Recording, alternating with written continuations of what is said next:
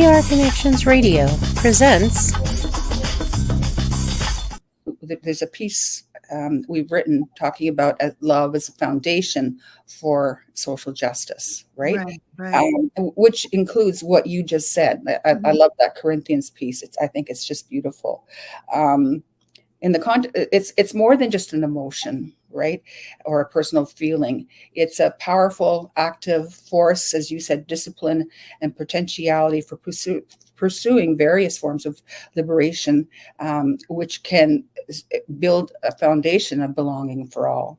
Social justice manifests through individual and collective power and love joining together and apart, right? Because I think there's a Eurocentric propensity. Let's all agree, right? And then we'll absolutely, as opposed to, and the pieces that are different kind of get pushed to the side, which is part of my impulse around the religious and spiritual piece. Next time, can we talk a little bit more about the discipline of love and do some Absolutely. Well, that was not the clip we had in mind, was it? All right. All right. I don't know, Andrea, if you can get the real clip ready, that would be great. If you can find it. But I just wanted that particular clip. I love it. They're all good. Welcome, warm welcome to prconnectionsradio.com. This is your show, the Voices of Humanity. Thank you so much for joining us. And again, we're coming out of prconnectionsradio.com, the voice of new media. I am your host, Sandra McKechnie. Wonderful to be here. And we are extremely grateful to connect with you in this way. It's a real privilege. I said to Lori last week that we make enough of these and we have some good content and they're out there. And anybody can land on one of them. And so I think that's an exciting thought. And a lot of this content has really served to really enrich, transform. And I'm still being transformed. I've become aware of my unawareness about many things. I'm going to be 60 on Wednesday. I'm thrilled. November 1st. I slid out of my mother's inner parts, and it's been a wonderful, wonderful ride. I didn't think so a few years ago, but I feel like I've reached the point, and I said it last time, that I am giving birth to the person that I authentically feel I'm supposed to be. And this is a great thing. Anyhow, thank you so much for joining us. We're thrilled that you are here. And I hope that we can connect together and give you something authentic. Again, I've been listening to a gentleman by the name of Gabor Mate and his little piece on authenticity. Lori, like I was saying before, I love it. Coming out of the womb and just being, all you think about is your gut, when you're going to get fed next, and you are crying, you don't care, you're pooping your pants, you're just authentically, you're not thinking about past, future, all of that. And the way he puts it is so wonderful. And this is my guest. She's kind of like a co-host now, I think, for these segments that we're doing. Lori Simonovic. And Lori, could we off the top, perhaps, well, however you want to run it. I wanted you to let them know again about you off the top before we get going and what you do. I'm the president of Get Braver Incorporated. You can find me at getbraver.com. I do three key things: threshold conversation facilitation, executive coaching, and educational programming in the area of diversity, inclusion, and equity. So that's basically what I do. I don't have to get too much deeper into that. All of the information is on the site, unless you want me to. So we noticed from the clip, I think that's what you're asking me now, Sandra. It's just as good a clip as the other one that we, in my opinion, that we put on, except for the direction at the very end. But we were talking about the discipline of love and the connection to social justice, and ultimately healing our toxic culture. Right? We can, because we have a matrix of intersections of domination and subordination, things like imperialism, capitalism, white supremacy, patriarchy, so many intersections, ableism, adultism, and so on. And I'm going to talk a little bit about some of that. And so one of the reasons that for me regarding the love piece is, to me, as helpful as civility, I've actually, which we can do another day, just yesterday pulled something together about the difference between in the context of social justice and anti-oppression, the difference between, say, civility and love. As important as civility is, it doesn't go as deep as love can in this specific context. It's really, it's about behaving well more often than not within a Eurocentric context. So one of the things that Sandra and I did is, through the last number of podcasts that we've done, is we have three main learning objectives. The first one is developing a critical understanding of the history and impact of Eurocentricity. So that's examining the roots of Eurocentric thinking, its relationship to colonialism, imperialism, and all the systems that I've just mentioned, and its impact on groups that have been socially constructed in positions of subordination or under so-called dominant groups. And developing this kind of critical understanding, we can gain a deeper understanding of Eurocentricity and its effect on us as learners. I'm a lifelong learner, and we can begin to identify and challenge Eurocentric assumptions and biases. The second one is to develop critical consciousness and cultural humility, where we're kind of working where we're repairing and working in more kind of reciprocal ways in order to develop a critical consciousness and cultural humility. So this is about developing the ability to recognize and challenge Eurocentric biases and assumptions, and to appreciate the diversity and complexity of so-called non-European. We're saying non-European, just using the term non-European turns it into a binary of European at the center and everything else is around it, whereas that's not my worldview or my truth. There are multiple perspectives, beliefs, assumptions, and so on. It also involves developing skills to communicate and collaborate effectively with and across difference. And then, of course, as always, my lifelong passion is promoting social justice and equity.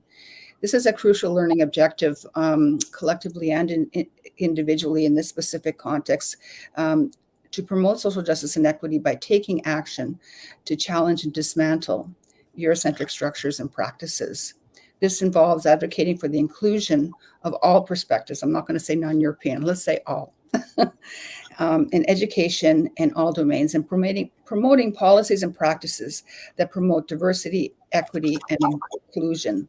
It also involves challenging Eurocentric ideologies and practices that perpetuate systems of oppression and inequality. So these all sound great. I mean, if you want me to go through definitions of what Eurocentricity is, we've done it in some of the other shows, cultural humility and so on. We can do that. And there's sorry? No, I was going to say, I would love you also to that piece on Gabramate in terms of the womb. And I mentioned, I think before we got on the show, the authenticity part, this little segment that I was listening to today when he was speaking about being authentic and coming out of that womb.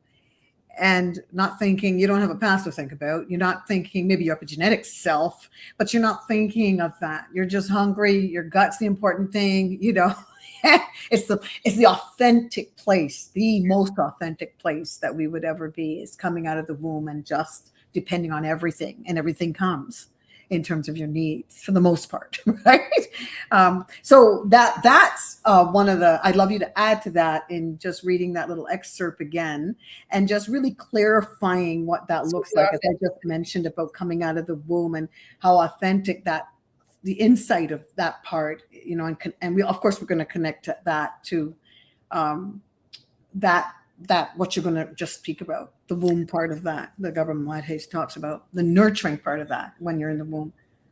I love that you've said that, because that again brings it even deeper, and it's an example of both of us together learning to go deeper even into our own learning objectives, right? terms of how we keep honing every time we get together. Yes. Right. So last podcast, I'm not going to be speaking to Dr. Gabor Mate's work, but there was one quote that got both of us in this book: "The myth of normal, trauma, illness, and healing in a toxic culture."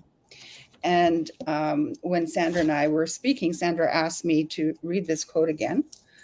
You can stop me at any point, interrupt, or whatever. Before you get started, I love resources that you bring on, because what I love about Lori is she doesn't like to take up all the air in the room, and I love that, so I give her more air.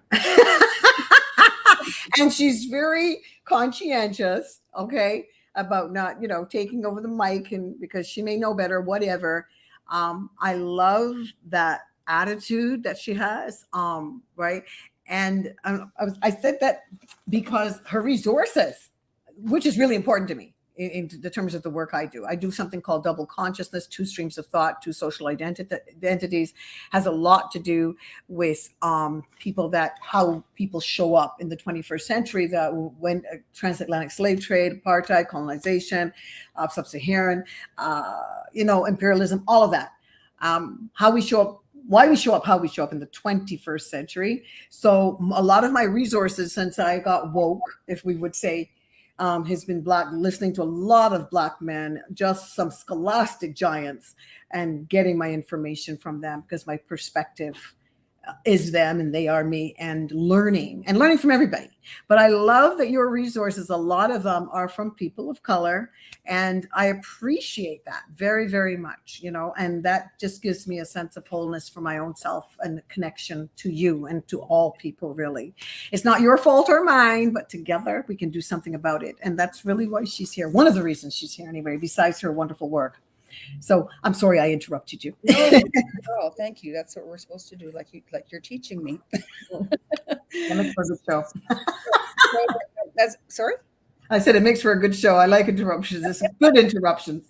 Yeah. Thank you. So as I said, we're not going to necessarily discuss his work. There's all kinds of stuff online. There's two pieces. I think it's called The Diary of a CEO out of England. 2 hour, and it's Gabor Mate, and there's two podcasts for 2 hours each that talk about his book. Fantastic. I really recommend it. If anybody, so I'll send it to you. I've already promised you, but anybody else that wants to ask me, I'm happy to send it to them. But and he's European too, but I like his stuff. Where's he from? Hungary, and he's of Jewish descent. Yeah. Oh, yeah. Okay. Right. Okay. There we go. Yeah. I think that's what identifies. It's all about self-identification.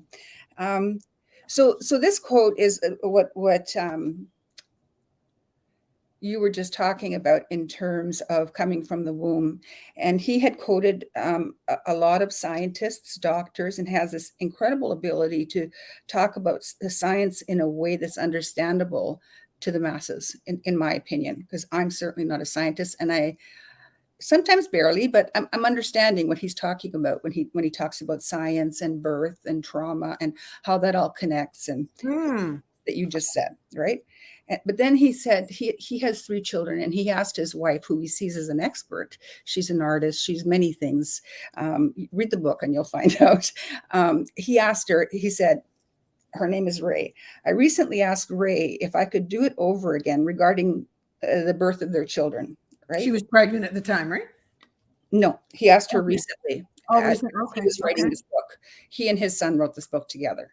Okay. So I recently asked Ray if I could do it over again. I would have done so long before now. What would have supported her back then?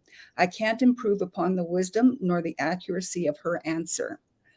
It would have helped if I had a community in place. If there existed a larger consensus in our culture of what is required to gestate a baby. It would have helped if I had a doctor or a social worker or family member who could have stood up for me. If the doctor had asked me even once how I was faring emotionally. If anyone had phoned my husband, are you aware you are hurting your baby? Whatever problems you have with your wife, your role now is to be protective of her and of the infant she is carrying. We all need to realize that entering a pregnancy should be like entering a shrine, a sacred place and time. A baby is being built, which is what you talked about just a few minutes ago. Mental health needs to be on the curriculum as soon as a woman gets pregnant. Just as there are prenatal classes for physical birth, so there should be for the emotional birth. The woman's focus must be on the baby and not on the husband or even the job. The husband's focus, everyone's focus, must be on supporting the woman. Parents need to know that their job is mutual, that while the wife is pregnant, the husband is also pregnant. Society needs to protect pregnant women because everybody is creating this child. It takes the world to make a baby. Wow. So when Sandra and I were talking about this in the last podcast, one of the things we reflected on is what a different world this would be. I mean, this is such an example of profound respect. It's on page 145 if you have the book. Yeah. And one of the things that struck me after I read that is the piece around that. That's a lot of emotional intelligence and wisdom, that loving wisdom that this, Ray is speaking to. And so then I started thinking about emotional intelligence, emotional intimacy, and emotional integrity in the context of social justice, anti-oppression work, and love. Because the difference between love and civility, I have no judgment of civility. It's important, but that's more about order, right? Whereas love is something profound. So I haven't read the second half of the book yet, but one of the things, we were talking about love as a foundation for social justice, and a few of the podcasts, both on the writing on the YouTube and also in introducing it, we spoke to that piece.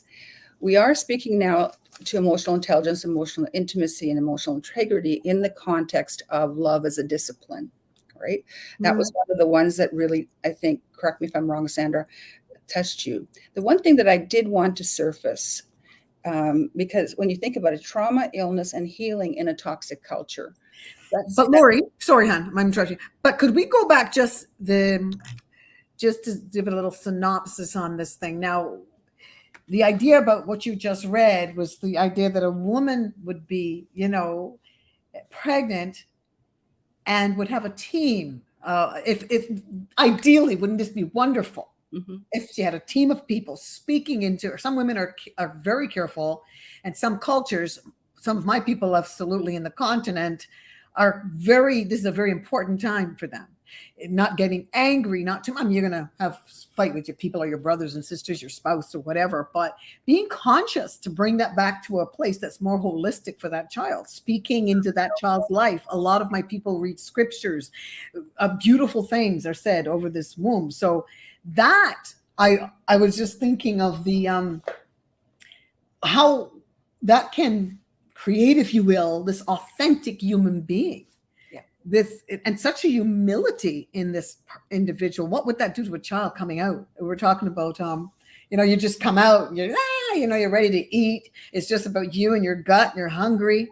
But how does that when you're thinking of what was poured into that, right? Into that womb, into that child, spiritually speaking, that ability to come out and be that authentic. And his piece, like I mentioned before, on authenticity, I thought was so brilliant, because you're coming out and you've got this truth, as the scripture says, truth in the inward parts. That's authenticity. And we're trying to go back into the womb now and get that. We're trying to get back there and get that authenticity. And so I think when we talked, we read our umbrella there at the beginning, cultural humility. Oh, I think the humility, if we had that nurturing from the womb, that wouldn't be so, to connect those dots would not be so difficult, to have people that are humble enough to know that everybody's important, and we shouldn't even have words as marginalized and oppression and supremacy and all of these terms. Yeah, that just came to me in terms of and I agree. And as I just mentioned, I'm really glad that you brought that piece in. Thank you for bringing that in. and in the context of social justice, oppression, and love, if we were going to have that kind of interconnectedness, there are many of us, myself included, because I'm still working on it, even though I've done therapy, I've done a whole bunch of stuff, right? But many of us have unprocessed trauma. And Dr.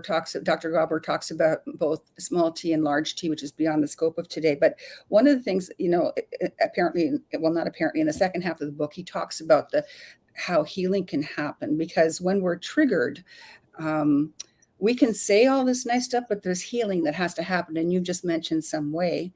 And so I just kind of came up with a definition in the context of social justice, of oppression and love.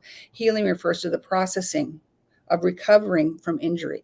Because there's so much injury out there, right? Yes. Trauma or systemic domination, marginalization by dominant groups through connection, understanding, and restoration. And some examples, we're not going to discuss this today, but I just don't want people thinking I'm losing sight. We're going to kind of do a segue into emotional intelligence. Things like processing the trauma. There's many different ways. Like one book is The Body Keeps the Score. Beautiful book. I haven't read it completely, but Bessel van der Kolk, right? There's so many different ways where you take the body into consideration also.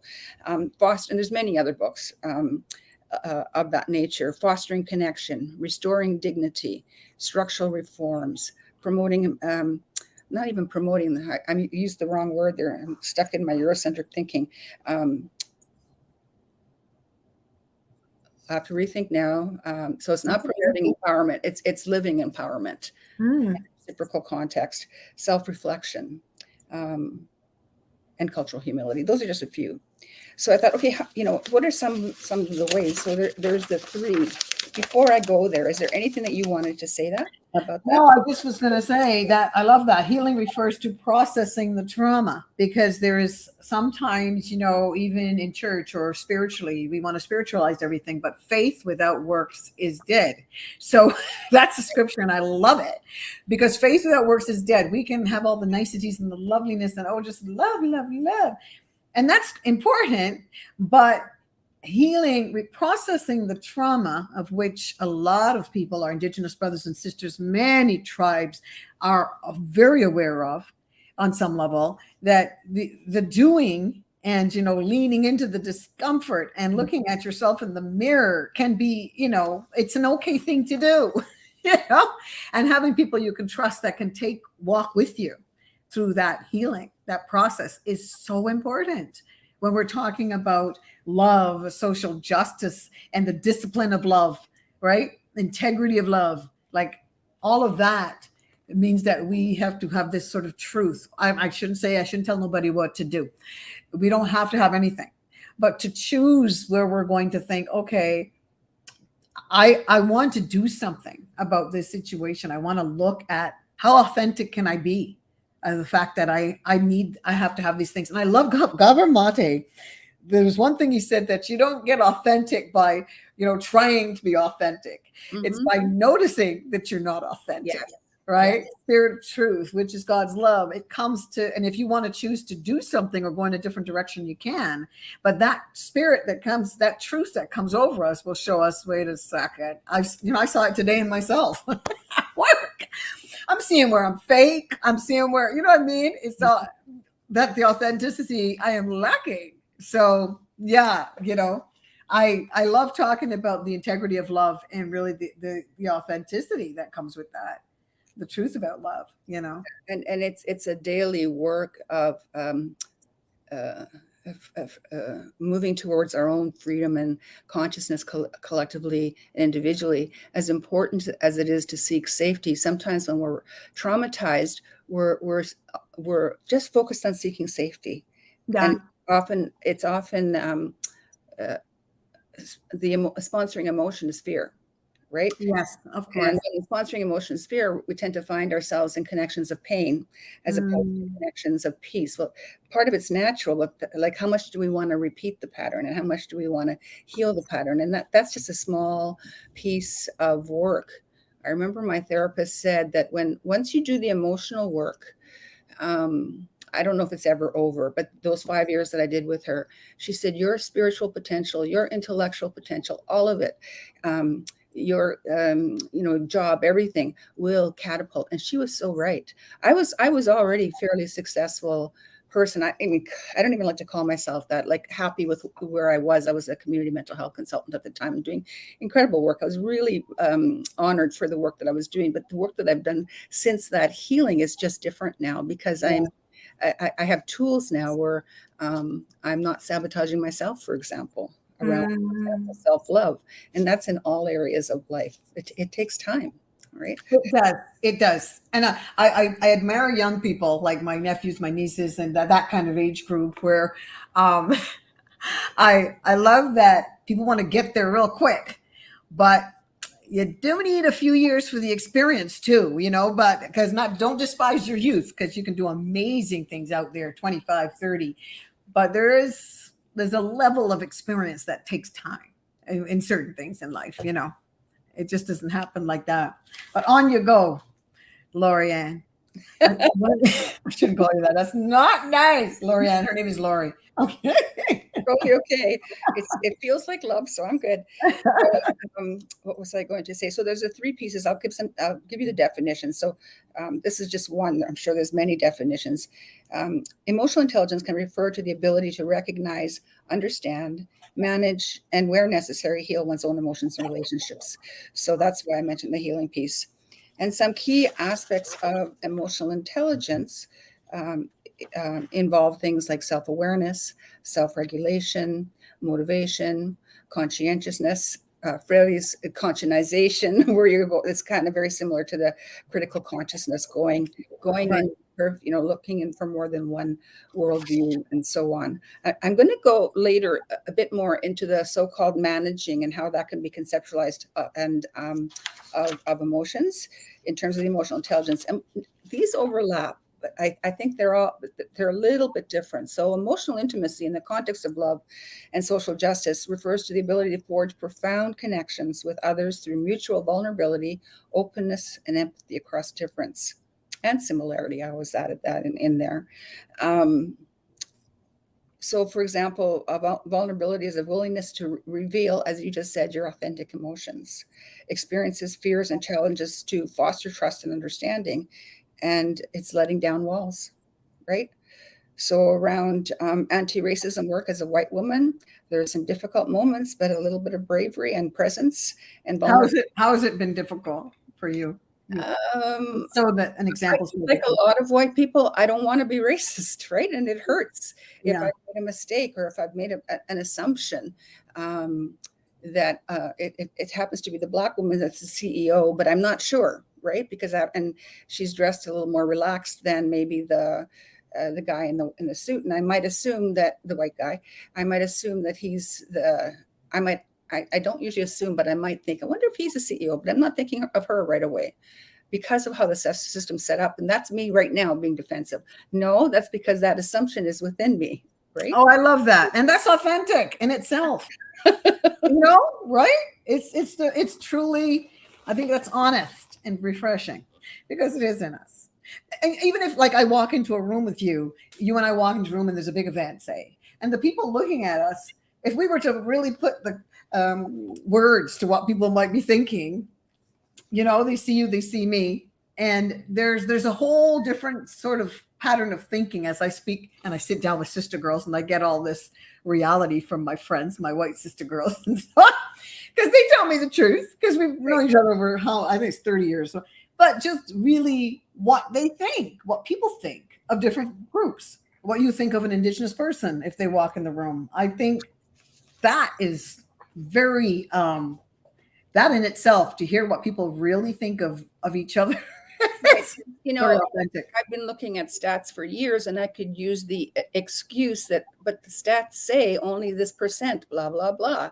But I've been in this work for decades, and it still comes up.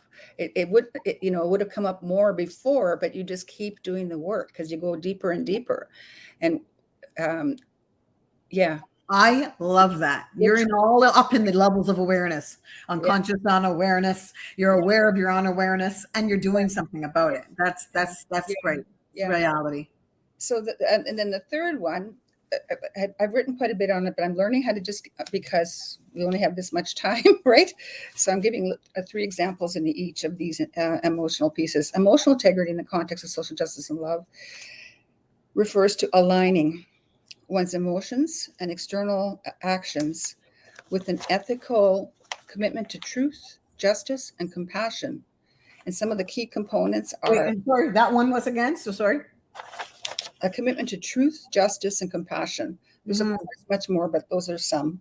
And how to do that is, for example, authenticity, expressing our emotions in a way that are honest and transparent rather than performative. If I was more, and we all do it because sometimes we have to perform or we're dead in the water, right? Yeah. But sometimes if we're so performative, we're not going to be in an authentic place, right?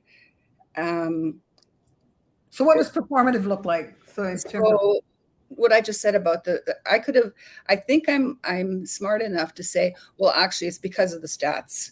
And that's why I thought that. But I also know on an authentic level that I was trained that white guys are in power. And whatever the emotional baggage behind that is, I don't have my emotional baggage is around patriarchy maybe, right? And that's not fair, right? But I'm also very aware that there's injustice in the world. And I'm just going to assume more often than not that the white guy has the power. Meanwhile, we're fighting systems too, right? In situations where he's the secretary. Yeah. Wearing a suit and he's getting respect as a secretary in a different way than a woman as a secretary. So there's so many intersections. Yes, absolutely. Yeah. No, that's great. Go. Okay, so then the self-reflection, which we've talked about before, courage, vulnerability, and so on. In each of these are important. So then there's because you were interested in the emotional intelligence where things are happening simultaneously. I sort of took a bunch of synonyms and got examples from them. So some synonyms for manage are attune, calibrate, assessing, going to the calibrate. I really went in deep with that one. Relate, synergize, and so on. So I'm going to tell you what I mean. When referring to managing emotions or relationships in the context of emotional intelligence, some synonyms that connote more reciprocity and connection. So when we talk about management, we talk about kind of top down, right? Where I'm your manager, I'm your boss, that word that I often use, and you're accountable to me. We can sugarcoat that and say, no, that's not fair. We can say, no, there is an accountability. You can't ignore it. It is a hierarchy and you are responsible to this manager. But it really is an up-down relationship. If we're going to flatten the relationships, one of the things that we can do is attune. So bring our emotions into harmony with others through awareness and responsiveness. What was that, attune? Yes. And so an example of that might be a social worker deeply listening to better understand a client's grief and validate their feelings. So I'm going to bring up what I talked about in the first podcast, because you talked about the Indigenous context a few minutes ago. Dr. Duran, sorry, I can't remember his first name now, in The Healing of the Soul Wound, gave actual concrete examples of, and he's a professor also where he was teaching students. And there's 2 examples that I want to give from the book. The one example was his students really wanted to learn more about, I've talked about this before, various indigenous nations. And he thought that was wonderful, because you want to learn about the so-called other or the so-called oppressed, right? But he said, you have work to do too. Go discover your own cultures. Because that Eurocentricity these wouldn't be his words. This is my interpretation, right? Learning about where you come from, learning about both the shadow and Canada might be proud of the Raptors, but there's also stuff to not be proud of, like what happened to Indigenous people, what happened to Black people, and so on. So taking accountability for all of it through the learning, and that learning takes emotion, and we have to attune to what that is. He talked about supervision. This is a second example. So it might be a person that's a white person who has a lot of knowledge around the Eurocentric valid ways of doing therapy, cognitive therapy, whatever, but maybe don't have as much knowledge in the Indigenous context, and you're serving Indigenous clients. he said, what you can do is have two supervisors, one for the Indigenous and one piece, and one for the European piece. Mm-hmm. And so he gives these various examples, and then it's a lot easier for the social worker to tune in to the client. So calibrating, which is still part of managing, is skillfully balancing and adjusting one's emotions in tune with a situation or relationship. Is that part of the attuning part? No, this is different. Actually, they're all interrelated, because I'm taking the word management.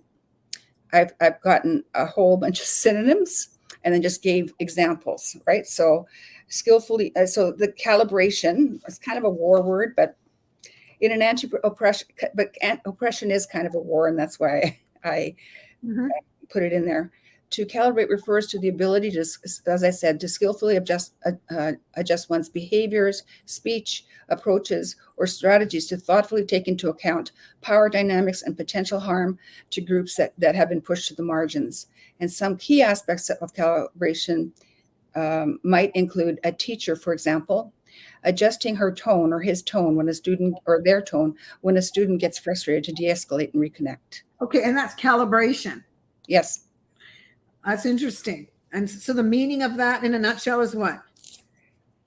The ability to skillfully adjust our behaviors, speech, approaches, or strategies to thoughtfully take into account power dynamics and potential harm to groups that have been marginalized by the so-called dominant group.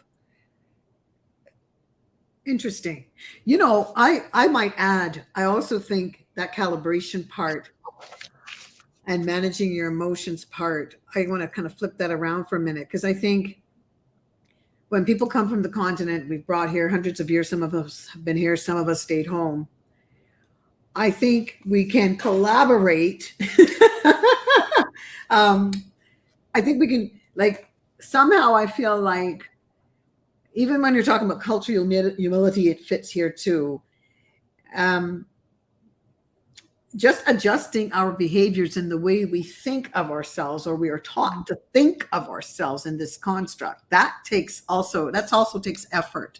Absolutely. That takes sitting with someone that perhaps most of the people I might talk to might say that looks like you. You know, I'm sitting with a Black therapist or someone to talk that through, so that you're not sort of living out this prophetic utterance that has been dictated by the construct that you're now in, you know, that says you are less than, or you're this, you're that. But you mentioned something about culture, and I've been talking about that lately. And going back, getting to know yourself authentically has a lot to do with your heritage, your culture, where you came from. And that I would encourage anybody, as I'm coaching, to say, you know what, where are you from? Okay, if there's a challenge, going back to your ancestry on some level too, right? And collaborating, those that are, say, so-called marginalized can actually benefit from that, humbling themselves to that, and not in, you know, I'm trying to say, working through the minutia of assimilating without the fundamental strength of your cultural, you know, looking at your cultural essence of your people, who you are, and what that offers you. Do you know what I'm saying? I understand what I'm about to say is a false binary, but while I'm speaking, I'm speaking to both the so-called assimilated and assimilators. Right? This lens is a little bit more from because we all have, again, positions of dominance and oppressions within us in terms of our social identity, right? So part of that is, you know, we're on a very similar wavelength. I talked about assessing imbalance. Right? Absolutely. So recognizing inherent power differences between the so-called dominant and subordinate, you know, groups, and understanding privilege. So that's looking at both, right? And working that out, checking our assumptions, examining preconceived notions and internalized prejudice that may unconsciously or consciously influence our actions, which is exactly what you just talked about. Thinking about, especially in the beginning when we're doing, intention is great, but it's about impact. And it's getting into that discomfort, as we talked about earlier today and in other podcasts, considering how our words, decisions, policies may disproportionately impact whole communities. Yeah, absolutely. So those are just, if I'll do this last one. Navigating and using discomfort as a learning tool. We've talked about that before. Recalibrating when called out on missteps to learn rather than become defensive. Allowing growth through discomfort, which we've talked about even through a post-traumatic growth lens. Where would you like to go from here? Oh, I want to hear more about this emotional intelligence. I mean, regulating your emotions so you're not at the mercy of your behaviors, definitely. But how do people do that? I love it, connecting that discipline of love to the discipline of love, and discipline of love, emotional intelligence, and connecting that to social justice. That's huge. People might ask, how do I feel like people are treating me this way at work, different groups, so-called marginalized, perhaps. They're treating me this way, and I can't stand it. I'm going to tell them off, or I'm going to call the union in, or whatever. In terms of the discipline of love and emotional intelligence, how does that person connect that? Because we're talking about whole intersections of social justice, but how do they do the discipline of love and the emotional intelligence in all of the intersections of oppression? So love is is integrity and intimacy and intelligence, because intelligence, I think that emotional intelligence is an aspect of love. That's just my take on it, right? So what you're talking about now is the relating, where we interact with our emotions in a way that foster positive, loving connection with others. And that's what's in our heart, right? Then the outcome is going to be different than if I'm talking to you. I have to be civil. I have to behave, right? And maybe I'm not giving civility enough of a break, because order is important, right? My life's work is much more focused on the passion and the love of social justice, right? Right. There's synergizing, coordinating one's feelings productively with others to achieve mutual goals. And that's still around the managing of the emotions. For example, activists, this is not a prescribed statement, it's just a possibility, channeling anger into coordinated campaigns for justice. Mm-hmm. And for me, the Black Lives Matter is all about love. Well, we have some different thoughts on that. We could go backstage with that one. But for me, everybody, Black Lives Matter is Malcolm Little, aka Malcolm X, James Baldwin, and I think fundamentally there's a lot missing at the fundamentals of Black Lives Matter. But anyhow, that's a whole other situation. Okay. But the emotional integrity part, we were talking about that. Do you have something to say on that? Emotional integrity, let's find it. Emotional integrity.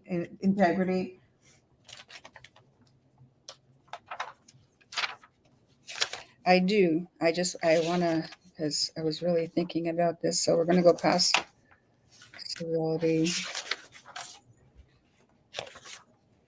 Yeah, love is this huge topic, everybody. Like, we know. I mean, I look at Corinthians in the scriptures has this whole thing on love. And I think when I read it, I think, who can do that?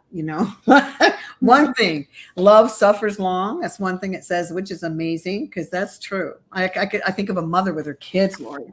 I think of some of my sister girls with their kids. And I think trying to be good mothers, some people don't have the components maybe given them or passed to them so they can do maybe like my sister girls are doing with their kids, doing very well and really striving, and heart-wrenching when children do something, young adults that are really out of where you are coming from or where you would like them to be or to go.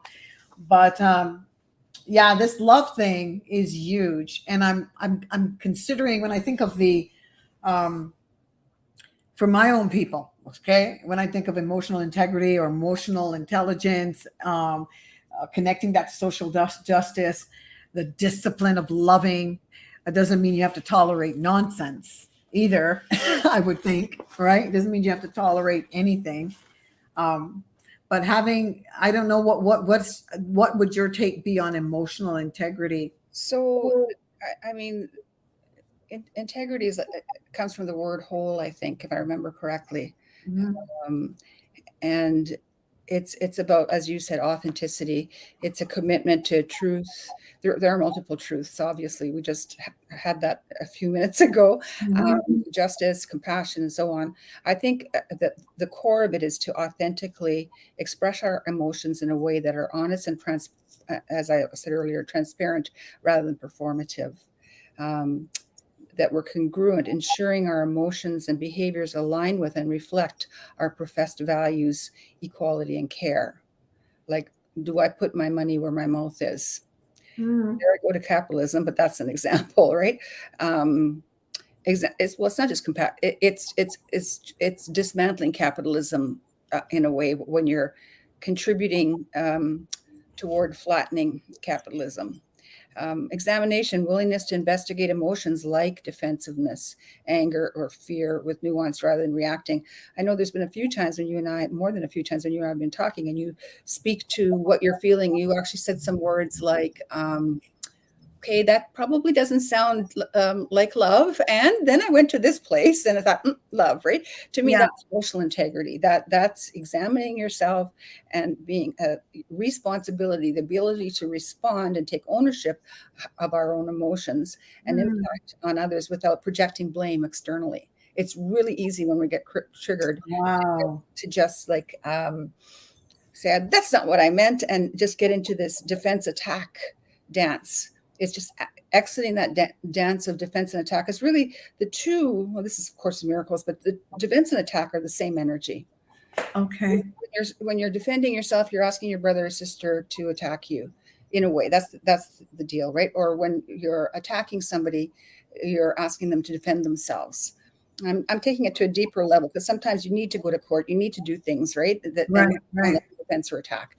But you exit that dance of defense and attack, and you speak your truth from a place of peace. And I say it once and see if it sits, but I'm not going to, as I hope, and I'm sure I get passionate sometimes, put it down somebody's throat. Or keep going forward with, a principled anchoring of emotions and actions against a steadfast moral code that's envisioned both collectively and individually of social justice and universal human rights. What are we working towards? And then what is the emotion with that? Because when you think about things like racism, ableism, and so on, it's not this intellectual thing. I see it expressed through negativity, through hate sometimes, right? So whether we want to admit it or not, it's an emotional thing. Like Dr. Gabor Mate said, he's really influenced me. The foundation of our cognitive is the emotion. You talked about the baby stuff, right? Coming out of the womb, and we carry that with us our whole lives. We feel certain ways about stuff. Maybe we've learned how to hide it or not even feel because of trauma, but even if we're not showing that feeling, it's there. So a trigger is usually emotional. It can be, rage, like the red mist. It could be, there's an anger that's healthy and there's an anger it just gets you deeper and deeper into the red mist, right? Oh, yeah, absolutely. Absolutely. I've learned to appreciate a number of different groups in my life, people, women that are honest, even from doing the work I do, just honest about their feelings, white, black, and different, that really have gone through some trauma in their lives. Some horrible things, and I mean, and the race thing, yes, that's a different intersection on it in itself. But if you're generally speaking about that, I mean, compounded, this is, blacks and darker the skin, the more you dehumanize the individual, no matter how much you try to think about that and you say it's stupidity, it does affect you as you've come through the time warp on some level. There's no doubt about it, And I listened to Thomas Sowell. We kind of clash, but yet there's so much that he says that I have ingested. He has his take on people are always talking about the race, using the race card, and saying white supremacy, all of these words that can, he feels, sort of induce something instead of just love in an action is how I'm paraphrasing it, but doing what you need to do and acting upon it. Like I mentioned before, you and I walk in a room, so they're going to look at you differently perhaps than they're going to look at me. They probably will, depending on everybody's in the room. Depending on the context. Yeah. Right. And they may look at me one way, and I've seen it, I've heard it. So you're in the skin long enough, you hear things, right? Indigenous people have heard things. They have experienced it firsthand. So it's real. Yeah. But I love Thomas Sowell's thing on this is, like it's really, and a little bit of Dr. Martin Luther thrown in there. It's really about what am I doing as a human being? I then become a human being, and how much am I contributing to the whole white supremacy vibe and the Black Lives Matter vibe? Do I understand what's even behind that and who's benefiting from Black Lives Matter? Hello, financially. What does it really have to do with Black Lives Matter? Where's the money going? So all of that's a whole other thing. But I'm saying if we have other pieces around what triggers us emotionally when we're talking about the emotionally integrity, a lot of it has to do with knowledge as well. Right. Yeah. And I've already said to before, and I around that piece that you just mentioned, I don't have any knowledge in that area, so I can't even comment around the money piece. So yeah. Yeah. So regarding the courage that you just mentioned, in terms of the emotional integrity, it's expressing emotions with conviction to challenge oppression, even in the face of backlash. I sometimes when I'm speaking to this, it sounds like I'm saying, okay, let's all be nice. I'm not saying that. Oh, right? I don't think so at all. Okay. Yeah. So because like you think about emotion, right? So when you're processing trauma, that rage has to be processed. My first 8 months in therapy, I raged. I had a safe place where I could rage. Right. I said, okay, we've done this for 8 months. Like, let's go and figure out some other pieces of, where there might have been peace or love. And I was amazed. She found some stuff. I went under hypnosis, and I was really happy about that. And my parents were crying and happy, and I got to share it with them. So in this work, it's very emotional work, fraught with messiness. I mean, that's absolutely. And I think I always say to a good coach needs a coach. Same with, I would think a therapist too. Like, you know what I mean? And to be that humble, that cultural humility, whatever culture you identify with or as, or however that looks, to have that humility as an individual. And when I started to get stronger is when I got the knowledge about my people and as much as I can. I don't know other people, but I can only live this way one time. I only have so much time. But when I find things out about people from the continent and beyond, that humbles me and gives me a different emotional integrity as a woman of color, Black woman, so-called byword. Yeah. Yeah. So if you think about emotional, what was the second one? Intimacy. Vulnerability is used in a different way than it might be in terms of emotional integrity. So let me give you an example. In emotional intimacy. Thank you. Intimacy. She can read my mind. Intimacy. There's more. You're building a deep connection. Usually, it's not like you're going in and it's just you're surrendering yourself and you're getting to know each other outside of being too heavy, right? Because there's a place for that. It might be therapy or healing groups, but in a relationship, that kind of emotional intimacy can be built in the context of social justice also. Is that a relationship with yourself, you mean, or other with so-called other? Because I'm you, you're me. Like we're getting to know each other. There's difference and sameness, and there's different ways that we move forward. In the context of integrity, it's letting down facades of invulnerability. Prevent authentic connection and understanding. So the first one is about authentic connection and understanding, but just acknowledging that a lot of what we're doing in the integrity piece is that many of us have facades, right? We have to do it in certain ways. We have to dress in certain ways. Lori, you believe it's 4 minutes too? 5 minutes? 5, 6 minutes too? Well, I'll tell you. this conversation we need to continue. Sure. And I think it's worth continuing. As speaking to some of my friends, my sister girls, like just even as we're growing, as most of them are 60 or over, under some of them for sure.